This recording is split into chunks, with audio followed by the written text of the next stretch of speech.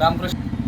आज मी माझे अत्यंत जीवलग मित्र सुदर्शनजी तांबे यांच्या स्वरसागर या पखवाजच्या शॉपमध्ये आलेलो आहे.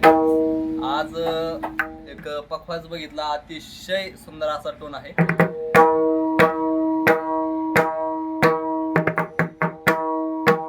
अतिशय सॉफ्ट असा हाताला झालेला पखवाज आहे हा. एक आपण थोडंसं वाजून बघूया.